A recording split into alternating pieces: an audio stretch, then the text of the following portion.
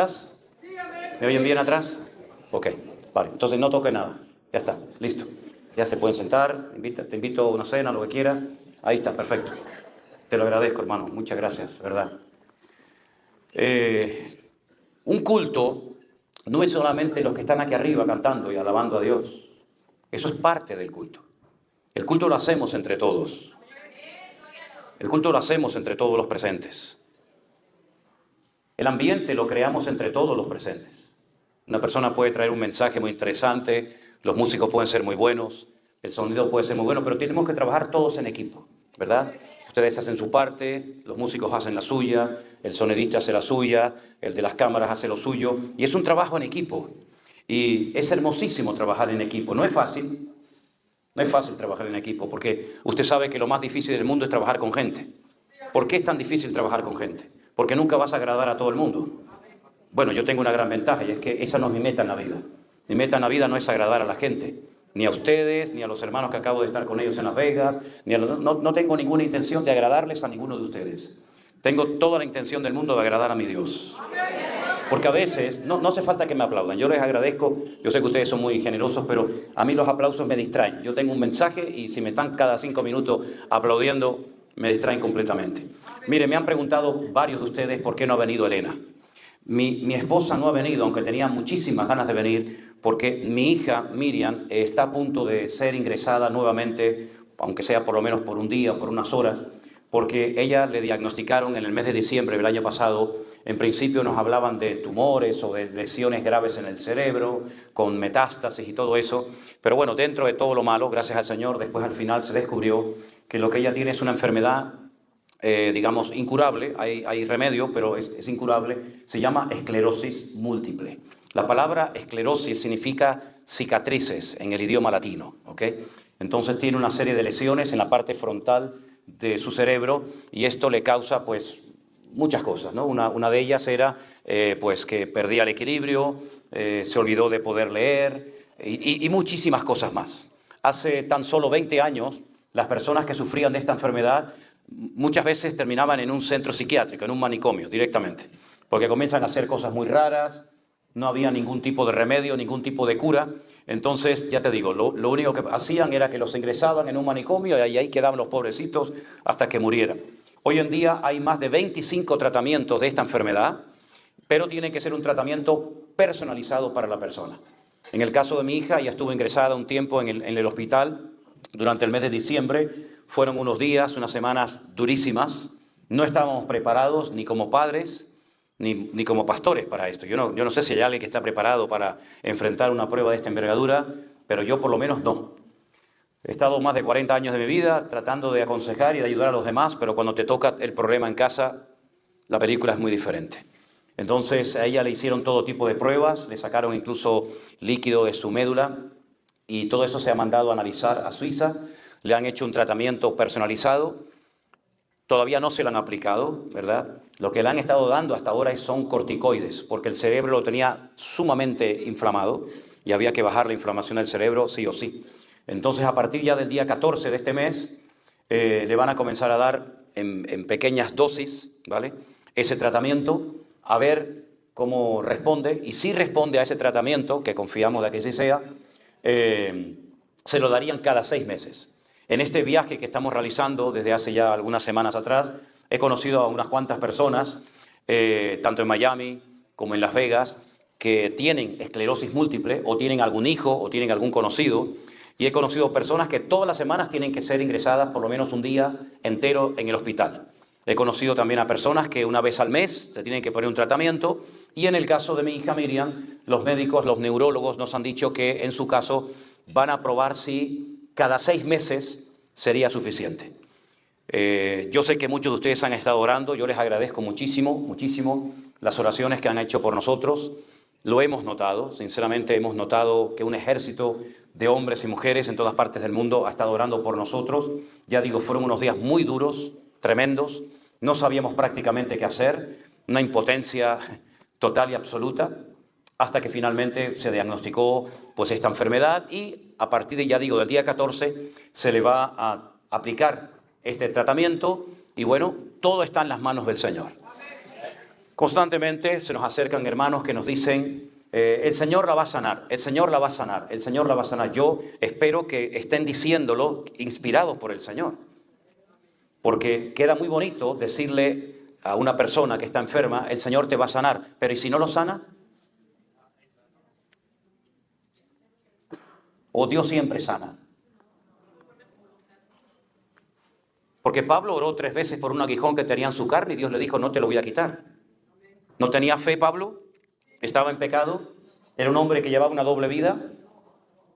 Ninguno de los presentes le llegamos ni a la suela del zapato a Pablo, en nada.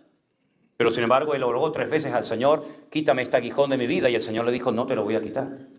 Porque una respuesta, una forma como Dios responde a tu oración es con un no rotundo, o a veces con un sí, y a veces también con un silencio. Y hay que saber interpretar, lógicamente, ese silencio, con la experiencia, ¿verdad?, con el conocimiento bíblico. Moisés le pidió al Señor que le permitiera entrar en la tierra prometida. Tiene que quitar el volumen en el ordenador, hermano. Y el Señor le dijo, no vas a entrar. No vas a entrar en la tierra prometida. ¿Creen ustedes que Moisés estaba en pecado o no tenía fe? Tenía mucho más fe que todos nosotros juntos. Pero el Señor le dijo no. Es decir, hay momentos en los que Dios actúa de una forma que algunos creyentes como que no terminan de entender, que a veces Dios dice, no te voy a quitar ese problema. Te lo voy a dejar en tu vida para que dependas toda tu vida de mí. Te lo voy a dejar para que aprendas a gozarte en tu problema, en tu prueba, en tu dificultad o en tu enfermedad. Y ahí es donde se demuestra la madurez de un creyente. No es que Dios te diga a todo que sí, porque así es muy fácil ser cristiano, ¿verdad? Todo lo que le pido, Dios me lo da. ¿Y no será que si Dios nos da todo lo que le pedimos, nos puede echar a perder el mismo Dios? Porque a los hijos no se les puede dar todo lo que piden. Hay momentos como padres que le hemos tenido que decir a nuestros hijos, no, hijo, no, no. ¿Lo hacen por nuestro mal o por nuestro bien? Lo hacen por nuestro bien, ¿verdad? Por lo tanto, mis queridos hermanos, nosotros hemos aprendido a gozarnos en la abundancia, en la escasez, en la enfermedad, en la salud, con mucha gente o con sillas vacías.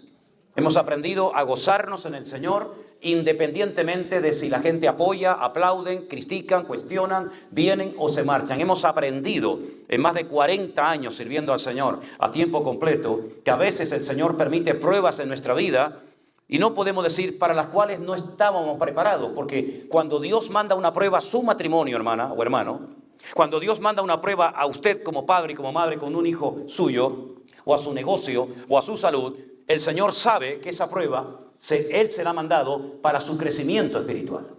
Así que no seamos niños caprichosos de me enfado, me voy de la iglesia. Conozco a personas en Israel que dejaron de creer en Dios. Dicen ellos públicamente que están enfadados con Dios porque oraron por un hijo que finalmente terminó muriéndose. ¿Y qué tipo de fe es esa? ¿Qué tipo de fe es esa que crees en Dios mientras Dios te sana, mientras Dios te bendice, y ya no crees en Dios cuando Dios no te da lo que pedías? ¿Pero qué tipo de fe es esa? Eso no se llama fe ni es nada. Esos son caprichos, eso es una falta de madurez tremenda. Y yo simplemente les recuerdo que en la Biblia hubo un hombre que perdió todos los hijos, no uno, todos los hijos en una semana. Hubo un hombre en la Biblia que perdió su salud y perdió todos sus animales y perdió todo su matrimonio y perdió sus amigos y perdió su matrimonio y perdió todo. Pero terminó diciendo al final de todas estas pruebas terribles, aunque Dios me mate, lo seguiré adorando porque yo sé que mi Redentor está vivo. Es decir, si nosotros no crecemos en fe, no vamos a poder aguantar los últimos tiempos en los cuales ya estamos viviendo. Si nosotros solamente venimos a la iglesia para que el Señor nos bendiga y nos prospere y nos dé la documentación que necesitamos y etcétera, etcétera, eso no se puede considerar un verdadero cristianismo. Hay gente que viene a la iglesia para buscar la mujer de su vida, pero no vienen por Dios. Hay gente que viene a la iglesia para buscar al hombre, al marido, y si es rico mejor. Pero eso no es cristianismo. Póngale usted el nombre que quiera. Pero he conocido personas que van a la iglesia simplemente para obtener un favor, simplemente para obtener algo a cambio, pero no simplemente para buscar al Señor, para crecer y para madurar. ¿Usted por qué ha venido esta noche aquí? ¿Para verme a mí? Ya me vio, ya se puede marchar. Si ustedes simplemente han venido para ver a un predicador que viene de España, a un pastor que viene de España, Ya está, ya me vio. No hay más que lo que ve. Pero si usted verdaderamente ha venido guiado por el Espíritu Santo del Señor, para que el Señor toque su corazón, para que usted sea un creyente maduro, entonces creo que en esta noche usted está en el lugar idóneo. Porque aquí en esta tarde a quien queremos levantar en alto, y ahora yo voy a pedir para él un aplauso, es al Rey de Reyes y al Señor de los Señores. Aleluya. Gloria a Dios. A Él toda la gloria y a Él toda la alabanza. Bendito sea nuestro Dios. Yo quisiera en esta tarde leerles una porción del Nuevo Testamento que se encuentra en el libro de los Hechos, capítulo 3. Y mientras la están buscando, de verdad quiero agradecerles a todos el esfuerzo que han hecho por estar aquí. Gracias a nuestro hermano Jeremías, a su esposa Jessica y a todo el equipo de colaboradores que han hecho posible que estemos en este salón en esta noche. Y quiero decirles que mientras estamos aquí hay hermanos también que están conectados en diferentes partes del mundo, siguiendo la retransmisión de este culto, de esta reunión en directo. Que toda la gloria y la honra se la lleve solamente el Señor en esta noche. Porque jamás asistiría a una reunión donde Cristo no sea el invitado de honor. Créame. En 2 meses he estado 3 días en mi casa. Estuve 1 mes en Israel, llegué a mi casa, estuve 3 días, hice la maleta y me vine para acá otro mes. Y todo esto lo hacemos para la honra y la gloria del Señor. No lo hacemos porque no tengo otra cosa que hacer en la vida. Tengo hijas, tengo nietos, tengo iglesia, tengo mucho trabajo. Pero el único objetivo que traemos en nuestro corazón es que usted sea bendecido en esta noche y se vaya con una palabra en su corazón y que usted verdaderamente pueda decir: yo he aprendido lo que Dios tiene para mi vida. En el libro de los Hechos, que lo escribió un doctor, o algunos dicen que era abogado, Lucas, en el capítulo 3 se relata una historia tremendamente interesante de un par de hermanos, de un par de discípulos del Señor Jesucristo, que decidieron una mañana, mejor dicho una tarde, subir al templo de Jerusalén para orar. Y esto es lo que nos cuenta la historia. Dice que Pedro y Juan subían juntos al templo a la hora 9, 3 de la tarde, la hora de la oración. Esa oración, esa hora se llamaba y se llama minjá. Hay 3 oraciones obligatorias que el creyente judío o israelita, llámelo como quiera, tiene que hacer cada mañana, cada día. Por la mañana, la primera, muy temprano a la mañana, se llama shaharit. Esta oración a las 3 de la tarde se llama minjá, y la última oración del día se llama arbit. Y ellos subían al templo, como buenos judíos que eran, para orar a las 3 de la tarde, para cumplir con el ritual de la oración. Y dice que un hombre cojo de nacimiento lo traían y lo ponían cada día a la puerta del templo, que se llama La Hermosa, para que pidiese limosna de los que entraban en el templo. Es decir, unos van a orar al templo y otros van a pedir al templo. Qué curioso, ¿no? Parece como una radiografía. Unos van a pedir a ver qué puedo sacar a cambio, y otros van a darle al templo, a la casa de Dios, alabanza, adoración y honor y respeto. Es como una fotografía de lo que sucede hoy en día en muchas congregaciones. Gente que va a ver qué puedo obtener a cambio, y gente que va a la iglesia desinteresadamente. Aunque Dios no me dé nada, he aprendido que más bienaventurado es dar que recibir. ¿Qué es lo que sucedió? Bueno, la Biblia dice que cuando este hombre vio a Pedro y a Juan que iban a entrar en el templo, les rogaba que le diesen limosna. Es interesante que unos se quedaron fuera pidiendo limosna y otros entraron dentro a orar y a tener comunión con el Señor. Qué importante es la posición, qué importante es el lugar que ocupemos en el cuerpo de Cristo. Unos están fuera esperando recibir algo de lo de adentro, y otros entran adentro sin esperar recibir nada. Pero fíjense la sorpresa que se llevaron. Pedro con Juan fijaron en él los ojos y le dijeron: míranos. Cuidado cuando le digamos a la gente que nos mire, porque pueden llevarse grandes sorpresas. Espero que sean agradables y ninguna desagradable. Espero que si nos atrevemos a decir: vengan un día a casa para que vean a nuestros hijos y a nuestra familia, miren cómo vivimos, no digan: ¿estos son cristianos? ¿Y así viven? Espero que cuando le digamos al mundo: mírennos, obsérvennos, no diga la gente: sois muy simpáticos y muy agradables y muy espirituales en los cultos, pero luego en vuestra vida privada sois un auténtico desastre. Que el Señor permita que seamos los mismos dentro que fuera. Pedro y Juan le dijeron: míranos a mí y a Juan. Y entonces dice que él estuvo atento a esperar recibir algo de ellos. Esa actitud la tenemos que desterrar 100% de nuestra vida. Una de las tragedias que han experimentado miles de cristianos en estos últimos años es que más que servir y honrar al Señor, lo que hacían era honrar y servir a los hombres, esperando recibir el favor de ellos. Hubo un movimiento que llegó a Canarias hace años que creó una expectativa tremenda. Al final fue un auténtico desastre, como todo lo que inventa el hombre que quiere utilizarlo en el cuerpo de Cristo. Se llamó el G12, el G12. No sé si conocen eso. La gente hacía cualquier locura, cualquier cosa con tal de formar parte de los 12 del pastor. Porque cuanto más cerca estabas del pastor, más influencia tenías, más poder tenías y más reconocimiento te daban. Es tremendo cuando la gente piensa que se sirve a Dios honrando a los hombres, cuando es todo lo contrario. Para honrar y servir al Señor, no hay que darle culto ni pleitesía al hombre. Una cosa es el respeto, una cosa es el cariño, una cosa es el amor, pero hay gente, repito, creyente de años, que han estado tremendamente involucrados en una iglesia y han estado dando su vida, su tiempo, su energía, sus dones, sus recursos para servir al hombre o a la iglesia que pastoreaba al hombre. Y se olvidaron de que a veces, por servir al hombre, me olvidé de mi comunión y de mi relación con el Señor. Sí, amén. Dijo alguien una vez en el libro del Cantar de los Cantares: por cuidar la viña ajena, descuidé mi propia viña. Repito, entiendo el amor, el respeto, el cariño, pero sobre todo las cosas a quien tenemos que honrar y servir es a Dios, no servir a los hombres. Y Pedro y Juan lo que querían es que él entendiera que de parte de ellos, él no iba a recibir nada, pero de parte del Señor lo iba a poder recibir todo. ¿Cuántos de ustedes conocen ese texto de la Biblia que dice: maldito el hombre que confía en el hombre, más bienaventurado el varón que confía en Jehová su Dios?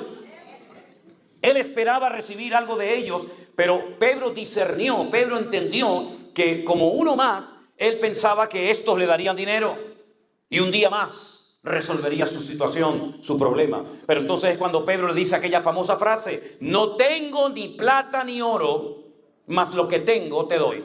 En el nombre de Jesucristo de Nazaret, levántate y anda. ¿Cuántos dicen amén? No tengo, mas lo que tengo.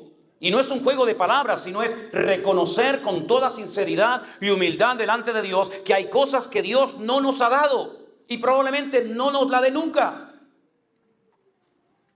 Pero sin embargo tenemos que descubrir qué es lo que ya tengo y por qué el Señor me dio eso y por qué me capacitó para hacer esa obra a la cual Él me ha llamado. Me llama la atención que Pedro, un hombre que caminaba por las calles y dice que ponían a los enfermos para que por lo menos su sombra pasara y los sanara, no tenía recursos económicos. Un hombre que caminó por encima de las aguas. Imagínense si hoy viniera Pedro a predicar a este lugar. La presentación que le haríamos, todo lo que digamos de él, se quedaría corto. Hoy viene a predicar un hermano que ha resucitado muertos. Hoy viene a predicar, a compartirnos la palabra, un hombre que ha caminado por encima de las aguas en tempestad. Hoy viene a caminar, hoy viene a estar aquí con nosotros un hombre que estuvo hablando personalmente en el monte de la transfiguración con Elías y con Moisés. Hoy viene a predicar nada más y nada menos que el apóstol Pedro. Todo lo que dijéramos de él, cualquier introducción, cualquier presentación que hiciéramos, nos quedaríamos cortos. ¿Cómo viviría ese predicador hoy en día? La gente se haría cualquier cosa por invitar a semejante predicador, ¿sí o no?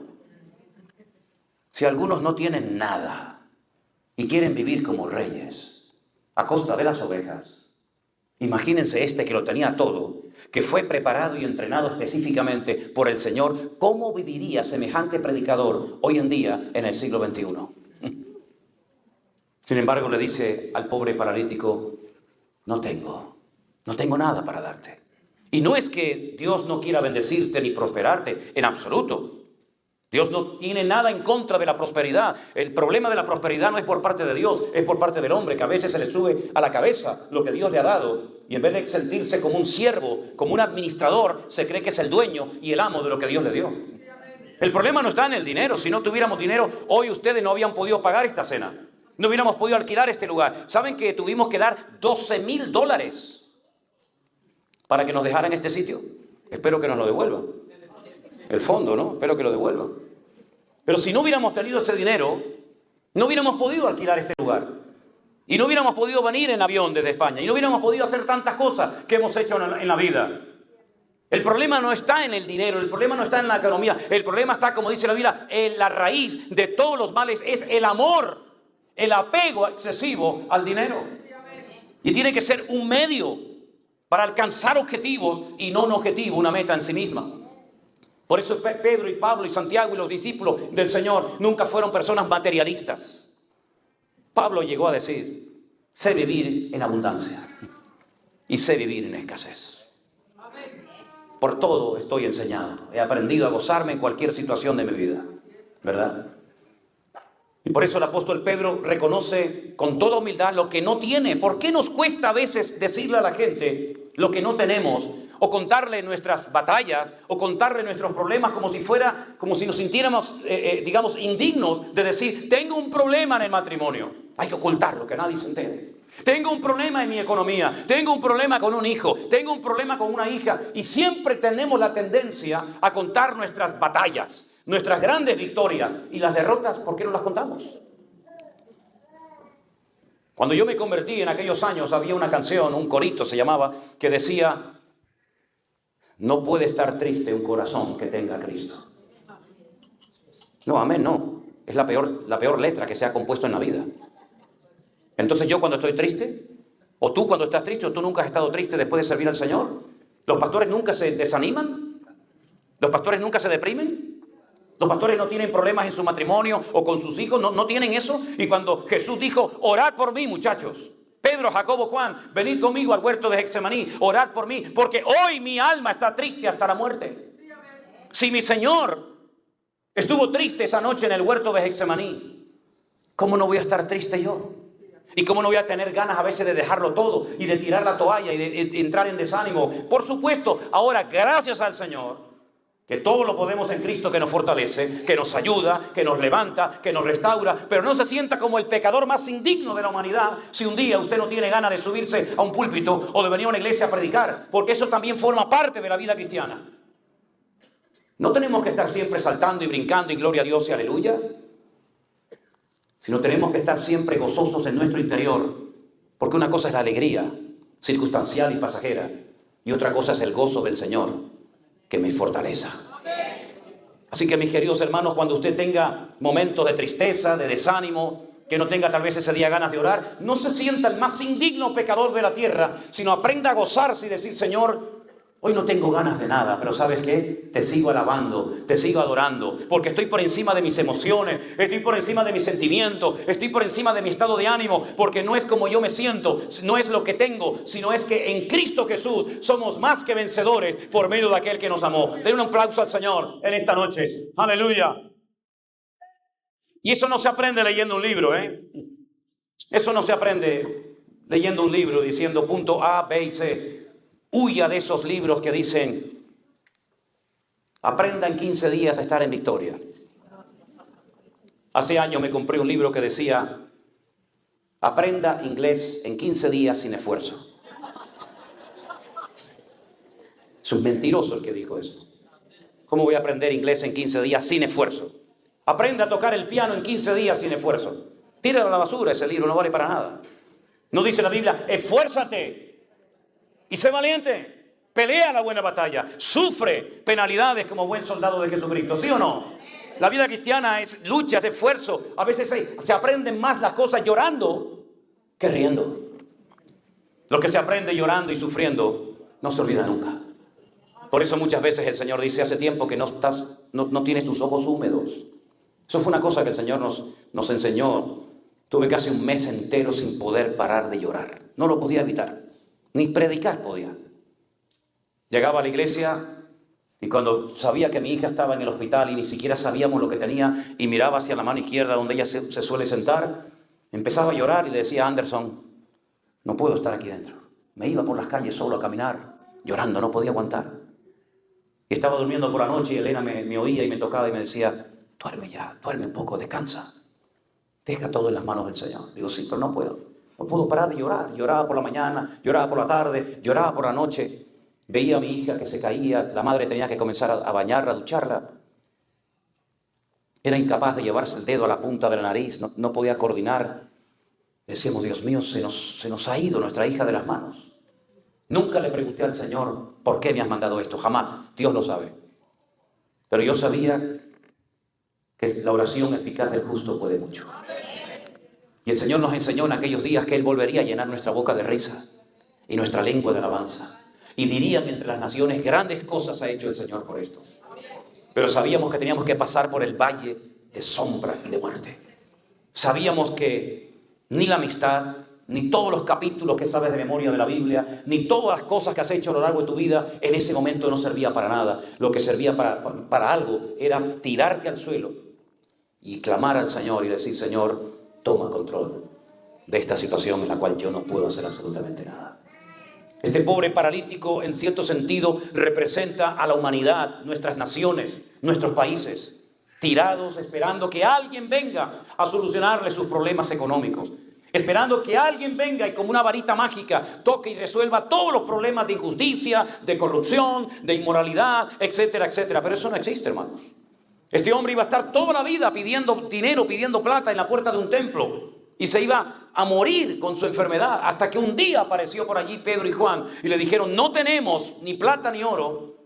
Es importante que sepamos y seamos honestos, hermanos, yo no tengo eso. No me pidan que haga eso, porque no sé, no he sido capacitado, no he sido llamado a eso. Pero ellos dicen algo muy interesante. Pero lo que tengo, te lo voy a dar. ¿Usted sabe ya lo que tiene en Cristo? Porque bueno, más o menos sabemos lo que no tenemos. Pero ¿cómo es posible que haya creyentes que lleven toda la vida en una iglesia y no saben cuáles son sus dones? ¿Cómo es posible que haya cristianos que le digan, hermano, ¿cuál es el don que usted tiene? Dice, no sé, hermano. Nunca ha orado, nunca ha pedido al Señor dirección o nunca ha rogado, Señor, muéstrame, revélame el don que tú me has dado. Y pasan la vida, muchos lamentablemente de iglesia en iglesia, y pasan al frente para que un súper ungido, un súper estrella venga y te ponga las manos encima y te traspase así, en segundos, la unción de Dios para tu vida. Una vez me pasó eso en una iglesia que uno se me acercaba y se me acercaba y se frotaba contra mí. Y a mí eso no me gusta, ¿sabe? Y yo le dije, ¿por qué me estás sobando? No me gusta que me estén sobando, nadie me gusta, no me gustó nunca. Ni de niño me gustaba que la gente empezara a hacerme tontería, ¿no? Y me dice, es que yo quiero que usted me traspase su unción. Y le dije, hágame el favor, échese para allá. Échese para allá. Mire, le voy a decir una cosa. Yo no le voy a traspasar a usted nada. Si usted quiere unción o quiere que el Señor lo use, métase en la habitación y pague el precio y busque al Señor. Usted lee la Biblia, dice, no mucho, pastor. Ah, no. Y usted lleva una vida ordenada delante del Señor. Bueno, más o menos. Y usted pretende, con lo vago que es y con lo flojo que es, que yo le ponga mis manos encima y le traspase lo poquito o lo que tenga de parte del Señor. Hágame el favor. Hágame el favor, no me haga perder el tiempo, caballero. Claro, oyen hablar a una persona y dicen, lo primero, este hombre no tiene amor. Es que me da igual lo que usted me diga, amigo. Me da igual si usted dice que tengo mucho amor o poco amor, me da exactamente igual. Pero eso no funciona así, mi hermano. ¿Qué dijo el Señor? Entren en su aposento, cierren la puerta para que nadie les vea. Y su Padre que lo ve en secreto, lo recompensará en público. En otras palabras, esto no es toco un botón y ya está, leo un libro y ya está, vengo a un culto, me pone la mano encima y ya está. No, esto no funciona así, querido. Ya sé que se ha generalizado y se ha extendido este sistema. Vengan adelante, viene el gran ungido, viene la estrella del evangelio, viene el gran profeta, el gran apóstol, etcétera, etcétera. Le pone las manos encima, le da 4 palabras, 4 cariños y sopla, recibe, pum, se cayó y se levanta y sigue igual. Y yo le decía a la gente cuando íbamos a Argentina y ahí se caían la gente y yo decía, madre mía, qué golpetazo se dio aquel. Digo, mire, yo no me voy a fijar tanto cuando se cae, sino cuando se levanta. Porque si se levanta igual, y sigue igual de mujeriego, y sigue igual de borracho, y sigue igual de mentiroso, y sigue igual de criticón, ¿de qué le sirvió que se tirara al suelo? ¿Es que acaso un toque así sobrenatural le va a cambiar toda su vida cuando la Biblia dice que tenemos cada día que crucificar la carne con sus pasiones y con sus deseos? Y Pablo dice, cada día muero y corro para ver si logro asir el galardón para lo cual el Señor me agarró en su día a mí. Cuando este hombre es sanado, cuando este hombre es transformado por el poder de Dios, la gente comienza a decir, wow, estos hombres son tremendos. Estos hombres tienen un poder tremendo. Y entonces Pedro le dice, no, un momentito. Yo les pido a ustedes que esta noche cuando lleguen a casa, si quieren, terminen de leer el capítulo 3. Y Pedro dice, ustedes nos están mirando a nosotros como si nosotros fuéramos supermanes, como si fuéramos superhéroes con un poder tremendo. No se confundan. Esto que ha sucedido no es porque yo tenga un poder sobrenatural y tengo el monopolio y no se lo voy a compartir a nadie. No. Lo que ha pasado aquí es que en el nombre del Señor Jesucristo, a quien vosotros crucificasteis y matasteis, pero que Dios lo ha levantado y le ha hecho Señor y Cristo, en ese nombre que es sobre todo nombre, este hombre ha sido sanado y transformado por el poder de Dios.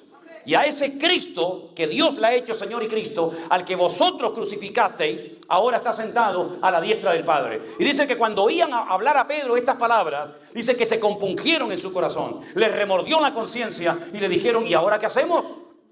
Y ahora le dice Pedro, arrepentíos y convertíos, para que sean borrados vuestros pecados y vengan de la presencia del Señor tiempos de refrigerio. Pero previamente les dice, y todo lo que hicisteis de mal, lo habéis hecho, versículo 17, por ignorancia. Por ignorancia. Satanás se mueve como pez en el agua en la ignorancia. Por eso muchos cristianos han sido seducidos y engañados y manipulados por ignorantes. Después échenle la culpa al pastor, échenle la culpa a la iglesia, échenle la culpa al diablo. Pero la desgracia más grande es que hay cristianos que han sido ignorantes voluntarios. Tenían tiempo para leer la Biblia, pero no la leían. Tenían tiempo para ir a la congregación y no se congregaban. Sabían que el pecado te va a pasar factura tarde o temprano. Lo sabían, pero no hacían cambios radicales en su vida.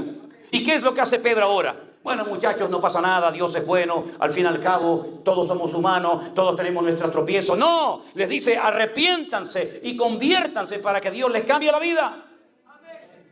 Esto es lo que hay que decirle a la gente. Ese cuentito de que venga a la iglesia y se le van a solucionar todos sus problemas, esto no es así, mi hermano. Mire, le digo algo, yo he tenido problemas después de convertirme, que si no me hubiera convertido a Cristo nunca hubiera tenido. La familia se nos puso en contra. La familia nos decía que nos iban a sacar el dinero de los bolsillos. La familia nos hizo el vacío. Todos los años, en la época de Navidad, hacíamos una celebración, una fiesta. Todos mis primos y todos los abuelos y todas las tías y todos los tíos venían. El año que nos convertimos no vino ni uno. Porque nos habíamos vuelto locos, miembros de una secta. Pero queridos hermanos, lo que tenemos que hacer es llamar a la gente al arrepentimiento. Ya sé que hay gente que no se quieren arrepentir. Pero fíjate las dos palabras, arrepiéntanse y conviértanse. ¿Y por qué dice las dos cosas? Porque hay gente que cuando tú le hablas lloran, pero yo los llamo las lágrimas del cocodrilo. ¿Por qué se llama así las lágrimas del cocodrilo? Porque cuando el cocodrilo tiene hambre y no consigue comida, se come a sus propias crías. Y le caen como lágrimas de los ojos. Y se llaman las lágrimas del cocodrilo. Hijo, vas mal encaminado. Hermano, eso no es de Dios. Esa relación no te la va a bendecir el Señor. Ese trabajo no... Sí, es verdad. A la media hora siguen igual o peor.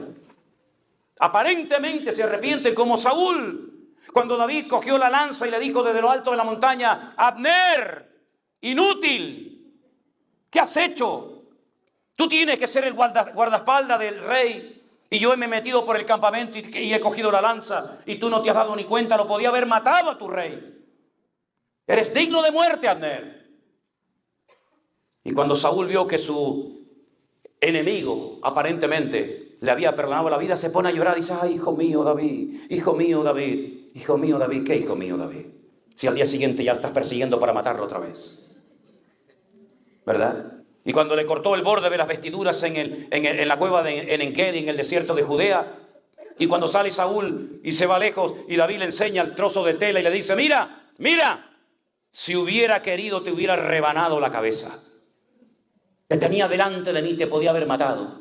Pero no lo hice para demostrarte que tus celos te están matando a ti y yo no tengo nada en contra tuya. Toma el manto para que te des cuenta de que yo no te odio. Yo soy el que más te ama y te respeta en este reino. Y otra vez se compunge, ay, hijo mío David, ay, hijo mío David.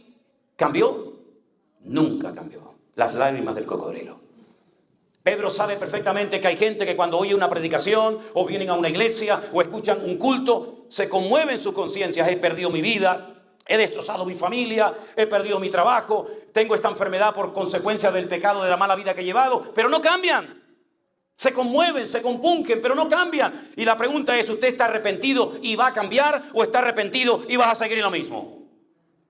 Porque el que sabe hacer lo bueno y no lo hace, es peor que el pecador que por ignorancia peca porque no sabe ni conoce la verdad. ¿Cuánta gente saben del evangelio porque se criaron en la iglesia? Y fueron de niños con su mamá y su papá a la escuela dominical. Y fueron a campamentos, a retiros, a convenciones, a encuentros, etc. Saben todo eso de memoria. Y conocen mucho de la Biblia de Dios. Pero muy poquito o nada del Dios de la Biblia. Esta gente son religiosas. Saben que lo han hecho mal. Pero si ustedes quieren cambiar, así como ahora mismo acaba el Señor de demostrar su poder y de levantar a un paralítico sin futuro, un pobre hombre que no tenía nada en la vida, y lo ha cambiado. Ustedes también son paralíticos, igual de él, pero él era un paralítico de sus piernas. Ustedes son paralíticos del alma. Y si quieren, se pueden arrepentir y convertir, y el Señor mandará refrigerio a vuestras vidas. Dice la Biblia que la iglesia primitiva no paraba de crecer, pero porque se llamaba a la gente al arrepentimiento. Hoy en día predicar mensajes de arrepentimiento ya sé que no son nada populares. Los pastores populares son los que cuentan chistes, los que motivan a la gente. Usted va a ser bendecido, Dios le va a usar, va a viajar por la tierra, el Señor te va a prometer esto. Eso es lo que le gusta a la gente, que le endulcen los oídos. Pero al pecador hay que sacudirle la conciencia y despertarlo a una cruda realidad. Queridos hermanos, hay un cielo para los hijos de Dios, para los que le obedecen y cumplen con su palabra. Y hay un infierno eterno del cual nadie sabe si usted no obedece y le rinde su vida y le pide perdón por sus pecados al Señor. Bueno, parece ser que algunos cambiaron, parece ser que algunos recapacitaron y se convirtieron, pero como todo en la vida, siempre hay gente que se resiste y no quiere aprovechar la oportunidad que Dios trae a su vida. ¿Y usted cómo va a reaccionar en esta noche? Porque tú sabes ya mucho de la Biblia. Te ha hablado tu mujer, tu marido, tu hijo, tu sobrino, el pastor, la abuelita, el abuelito. ¿Y tú cómo vas a reaccionar en esta noche? ¿Vas a seguir enganchado a las revistas de pornografía? Y un poquito después lees la Biblia para callar la voz de la conciencia. ¿Vas a seguir así? Un poquito de horóscopo por la mañana, a ver lo que dice el horóscopo. Capricornio, Aries, Piscis, Leo. Y de paso leo algún salmito de la Biblia para dormir bien. Peco el viernes y el sábado por la noche con la novia, acostándome con ella. Y el domingo vengo al culto y pongo cara de santurrón. ¿Vas a seguir así? Ese es el cristianismo que muchas personas han vivido. Y por eso sí, un instrumento poderoso ha utilizado el Señor en estos últimos casi ya 3 años, ha sido la iglesia virtual. Que desde una pequeña isla que la inmensa mayoría de la gente ni sabía dónde estaba, el Señor comenzó a sacar una palabra que sacudía las conciencias y los corazones. Y hermanos que ya habían perdido todo el entusiasmo y todo el fervor y no querían saber nada de Dios, ni de la iglesia, ni de nada, han vuelto otra vez a recuperar el fuego que un día tuvieron en sus almas. Y personas que nunca habían oído el evangelio lo han oído y se han convertido y han dejado la idolatría. Católicos sinceros, católicos de misa diaria, católicos que sacaban a los santos, a las vírgenes en procesión cuando llegaron a la lectura de los verdaderos, no lo que nos enseñaron, los verdaderos 10 mandamientos, los que están en todas las Biblias del mundo, y leían las Biblias y leían los 10 mandamientos. En algunos casos caían de rodillas en sus casas llorando, bajo una convicción de pecado tremenda, porque habían hecho todo lo contrario a lo que Dios demanda y pide de cada uno de nosotros. Porque una persona puede estar sinceramente equivocada, creyendo que agrada a Dios, resulta que lo que está haciendo es abominación ante los ojos del Señor. Pero Dios ha tenido tanta misericordia, no sé hasta cuándo va a durar esto. Dios ha tenido tanta bondad con la humanidad y con su iglesia, que muchos que estaban dormidos los ha levantado, los ha sacudido, y hoy en día quieren servir al Señor con toda su alma y con todo su corazón. Pero ¿y tú? Tú que estás esta noche en este salón, ¿usted qué va a hacer con Dios? No estamos aquí para anotar a la gente, decir, no, deje de ir a su iglesia y anote hacia aquí, a esta iglesia. No estamos aquí para eso. Usted vaya donde quiera, pero lo que sí te voy a pedir es que reflexiones qué estás haciendo con tu vida. Porque nada más vas a tener una Nosotros no somos como los budistas o como los hindúes, que creen que cuando se mueren después se reencarnan. Y algunos se reencarnan hasta 35.000 veces. En piojo, en garrapata, en vaca, en perro, en semáforo, en montaña, en árbol, en pino. No, eso no es bíblico. La Biblia dice en Hebreos 9:27, está establecido por Dios que los hombres mueran una sola vez.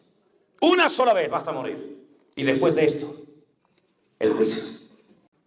Lo crea usted o no, mi querido amigo, usted va a tener que presentarse delante de Dios y rendir cuentas por lo que hizo con su vida.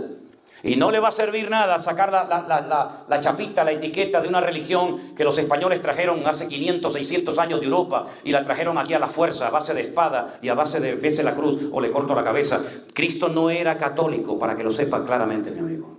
La Virgen María y San José no fueron católicos, no hicieron la primera comunión, ni se postraron delante de un cura diciendo Ave María Purísima, sin pecado concebida. No, ellos no eran católicos. Pablo, Pedro, Santiago, Tomás no eran católicos, tampoco evangélicos. Por si alguno por ahí está diciendo, no, eran cristianos evangélicos. Y algunos dicen, pentecostales.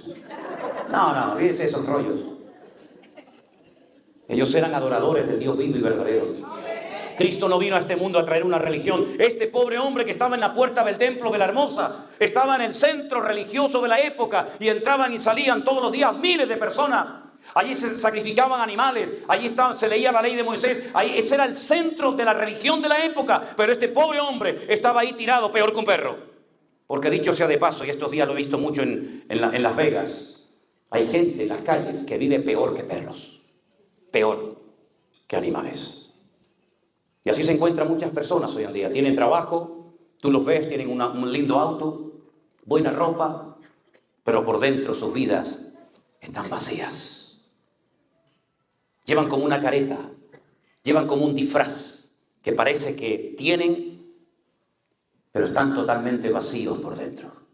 Tienen una religión que no sirve absolutamente para nada, porque ninguna religión a usted le va a perdonar sus pecados. Ninguna religión le va a dar a usted la vida eterna. Ninguna religión le va a usted solucionar sus problemas, porque la palabra en sí, la misma palabra, significa atarse. Religa, reluga, relegares, es el verbo en latín. Significa atarse, encadenarse una vez y otra vez y otra vez más. Y he visto gente en España que se han hasta crucificado en Semana Santa. Me imagino que a lo mejor eso aquí en Estados Unidos no se ve. Pero en Europa, en Centroamérica, en Sudamérica, hay gente que cargan pesadas cruces. Hace algunos días, hace unas semanas atrás, estábamos en Israel y vimos pasar una persona cargando no una, 2 cruces. Cristo cargó una, este llevaba 2. Y a lo mejor un día va a llevar 3. He visto gente que se dan con látigos en Semana Santa, en la espalda, hasta que le sale la sangre chorreando por sus espaldas. Descalzos, con cadena, de rodillas. Nada de eso sirve para impresionar a Dios, porque solamente la sangre de Jesucristo, la obra de Jesucristo en la cruz del Calvario, puede perdonar y transformar tu corazón. Ninguna religión lo puede hacer. Jesús cuando vino, no vino a enseñar otra religión más. ¿Otra más? ¿Otra más? No. Yo dijo el Señor, yo he venido para darte vida. Y vida en abundancia. Para que puedas vivir en paz y ser feliz con tu familia. Y aunque no te den los papeles, ni la ciudadanía, ni otro trabajo, no importa. No me importa lo que no tengo, me importa que soy un hijo de Dios y mi nombre está escrito en el libro de la vida. Ya no vengo a la iglesia para que me den, ya no vengo a la iglesia como un mendigo a ver qué puedo conseguir, sino vengo aquí para alabar a un Dios que ha transformado mi lamento en baile. Y me ha levantado de la muerte y ahora vivo por los siglos de los siglos. Amén. Juntamente con el Señor. Apláudela a Él en esta noche, mi hermana. Para eso vino Jesús. Para levantar a los paralíticos. Para darle vista a los ciegos, a los quebrantados de corazón. ¿Saben cuánta gente he conocido a lo largo de mi vida? Que cuando te cuentan sus problemas, te los cuentan como si hace media hora que le sucedió aquella tragedia. Y hace a lo mejor 20, 30 años. Que pasó aquella tragedia en tu familia o en tu vida. Pero es como una herida abierta. No pueden perdonar, no pueden olvidar, no pueden comer, no pueden dormir. Cambian de país, cambian de lugar, cambian de marido, cambian de mujer, cambian de todo. Pensando que un cambio externo va a solucionar tus problemas internos. Y se equivocan. Se equivocan. Vayas a donde vayas, llevarás tu herida abierta y tu dolor en tu corazón. A menos que el Señor Jesús sane tus heridas. Si a alguien en esta vida humillaron, Si alguien en esta vida fue el más incomprendido y el más rechazado, sin lugar a dudas, fue nuestro amado Maestro. Hasta uno de sus discípulos lo vendió. Lo vendió por 30 asquerosas piezas de plata, que luego posteriormente le remordió tanto la conciencia que se tuvo que quitar la vida ahorcándose. Y al caer, porque se partió la rama, sus entrañas se desparramaron por toda la tierra. ¿Verdad? El único que puede llenar el vacío de tu corazón no es una mujer, no es una droga, no es una noche loca. El único que puede llenar el vacío de tu corazón se llama Cristo Jesús. La primera experiencia que tuve con Él cuando le conocí fue que por fin pude dormir en paz, sin tener aquellas terribles pesadillas que me atormentaban. Por fin pude tener algo que los médicos nunca me dieron ni me darán, y es la paz que sobrepasa todo entendimiento humano. Yo también era un paralítico, yo también era un ciego, yo también era un leproso, yo también era un mudo, yo también era un muerto. En cada uno de los milagros de Cristo yo me veo por todos lados. Yo estaba muerto, yo estaba ciego, yo estaba paralítico, yo estaba leproso, yo estaba atado. Yo me veo en todos los milagros de Cristo. Hasta que un día entré a un lugar mucho más pequeño que este. Y le dije a Dios, yo no sé si tú existes, no tengo ni la más remota idea. Me había criado toda mi vida en colegios de curas, en Venezuela con los maristas y en España con los salesianos. Me conocía toda la liturgia, te puedo rezar el rosario de memoria de pe a pa. Todas las bienaventuranzas y todos los rezos y el credo y el Dios te salve y todo eso. Pero yo estaba destruido hasta que yo le dije a Dios, pero si tú existes, cámbiame la vida. Y me fui de esa iglesia. No fue una oración muy larga, ni profunda, ni a gritos, porque a veces los que más gritan, ¿qué quieres que te diga? Como aquella mujer que dice que ni siquiera se oía su voz, movía sus labios, pero esa oración llegó al corazón de Dios y arrancó de la otra vida a su siervo, a su hijo, el profeta Samuel, ¿verdad? Y esa noche yo dormí como nunca en mi vida había dormido. Tendría 17 años esa noche cuando hice esa oración. He cumplido 61. Y nunca esa paz se ha ido de mi corazón. Nunca, nunca, jamás. A veces me han preguntado, ¿tú nunca has dudado de Dios? Nunca, en ningún momento. Dije nunca, jamás, jamás. Esas sombras, esas voces que me perseguían, esas cosas horribles que me atormentaban, se fueron. Así, se fueron y miraba para atrás y ya no estaban. Y yo las veía, cómo se movían y cómo eran y cómo se fueron para siempre. Y esa noche el Señor me liberó. Nunca más volví a tener miedo. Siempre tuve miedo a la noche, siempre, siempre. Jamás me gustó la noche, nunca. Pero a partir de ese día, el Señor quitó ese miedo creado, inventado, no lo sé. El Señor salvó mi alma, pero todavía tenía muchas sorpresas para mí en el camino. Sufrí de asma durante años. Me asfixiaba, estaba tan tranquilo y de repente mi nariz se cerraba, no podía respirar, tenía que respirar por la boca, la garganta se me secaba. Y me ponía tan nervioso que al final hasta me costaba respirar y era como una espiral, ¿no? Usaba unos sprays, usaba unas gotas por la nariz y toda mi vida, desde niño hasta casado, todos los días tenía que usar aquellas gotas. Tenía el tabique nasal tan fino que un pequeño golpe, comenzaba a sangrar y a sangrar y a sangrar y a sangrar y no podía. A veces me pasaba predicando, a veces me pasaba durmiendo, a veces me pasaba conduciendo. No podía vivir sin aquellas gotas. Tenía que tener en el bolsillo, tenía que tener en la chaqueta, tenía que tener en la bolsa, en la gaveta del coche. Tenía que tener. Si no las tenía, era peor que un drogadicto. Me volvía loco, me desesperaba. Se complicó con el asma. Y una noche en un campo, en Argentina, en Ezeiza, me dio ese ataque y no podía respirar. Y no tenía gotas, ni spray, ni nada. Y comencé a ponerme muy nervioso. No sé si ustedes saben la sensación esa de que te estás asfixiando. Entonces Elena, esa noche me dijo, eso fue en el año 1990. Me dijo, te estás asfixiando, ¿verdad? Digo, sí, no tengo gotas. Estábamos en el campo, no había posibilidad de ir y comprar. Estábamos predicando en un campamento donde había 2000 jóvenes durante esos días. Y yo tenía que predicar mañana, tarde, noche, todos los días. Me estaba asfixiando y le dije, Elena, si me caigo y pierdo el conocimiento, por favor, tienes que hacer así. Me cierras la nariz, me das aire hasta que yo vuelva a recuperarme. Y le dije lo que tenía que hacerme porque sentía que ya me estaba mareando y me iba a caer. Y me dijo, oye, ¿y por qué no oramos?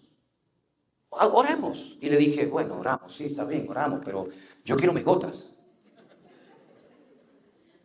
Y lo digo así, no tengo que ocultar lo que sentía en ese momento. Y le digo, bueno, sí, está bien, oramos, venga, va, ahora, está bien. No, pero ora en serio, me decía. Digo, yo no puedo hablar, me estoy asfixiando, ora tú. Me dijo, bueno, está bien. Entonces me puso así la mano aquí en el pecho. Es una oración tan breve, tan sencilla. Señor, por favor, ayuda a Manolo, que pueda respirar. Ábrele, Señor, la nariz, ábrele los bronquios. Ayúdalo, Señor. En el nombre de Jesús, amén. En ese mismo momento, en ese mismo instante, la nariz me hizo, se me destaponó y le dije, wow, ¿puedo respirar? Y me dice, yo te lo dije, para eso oramos, ¿no? Digo, ya, pero déjame que yo pruebe, a ver. Nunca más he vuelto a necesitar esas gotas para poder respirar. Así que mi testimonio es muy breve. Dios me salvó, Dios me liberó y Dios me sanó para su honra y para su gloria, porque Él es el mismo ayer, hoy y por los siglos. Y está aquí para ayudarte y bendecirte a ti en esta noche, mi querido amigo. Apláudele a Él, toda la gloria para el Señor. Aleluya. Mira, mi hermano, hagamos algo en esta noche.